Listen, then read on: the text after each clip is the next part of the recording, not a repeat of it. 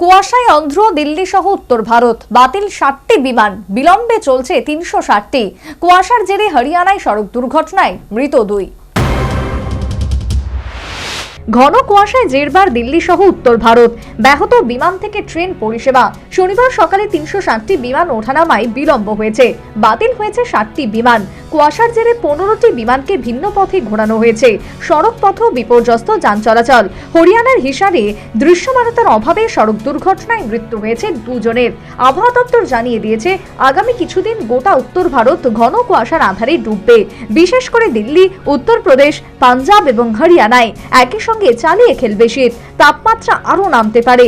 উল্লেখ্য, ঘন কুয়াশার জেরে দিল্লিগামী 50টি দূরপাল্লার ট্রেন দেরিতে চলছে শনিবার। এদিকে মৌসুম ভবন জানিয়েছে, এই পরিস্থিতি চলবে আগামী 8 জানুয়ারি পর্যন্ত। ঘন কুয়াশার জন্য শনিবার 100-এর বেশি বিমান দেরিতে চলায় ভোগান্তির মুখে পড়তে হয় অসংখ্য যাত্রীদের। তবে প্রাকৃতিক পরিস্থিতির কারণে দিল্লির বিমানবন্দর সহ উত্তর ভারতের অন্য বিমানবন্দরগুলিতে সংশ্লিষ্ট বিমান সংস্থাগুলির তরফে যাত্রীদের বারবার সতর্ক করা হয়েছে।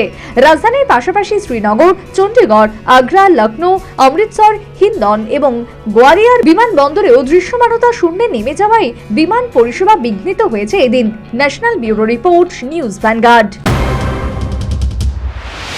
Shija Institute of Kidney Sciences কিডনির জটিল রোগের চিকিৎসার জন্য এক উৎকৃষ্ট প্রতিষ্ঠান, যেখানে উত্তর পূর্ব ভারতের প্রথম এবিও অসামঞ্জস্য কিডনি প্রতিস্থাপন এবং মৃত ব্যক্তির কিডনি প্রতিস্থাপন করা হয়। এখানে 115টিরও বেশি কিডনি প্রতিস্থাপন এবং উত্তর পূর্ব ভারতে সবচেয়ে বেশি হিমোডায়ালিসিস করা হয়েছে এবং এই সংখ্যা দিন দিন বাড়ছে। Shija institute of kidney sciences Tripura সরকার সহ অরুণাচল প্রদেশ, মেঘালয়, মিজোরাম, মণিপুর এবং নাগাল্যান্ড সরকার দ্বারা স্বীকৃতি প্রাপ্ত।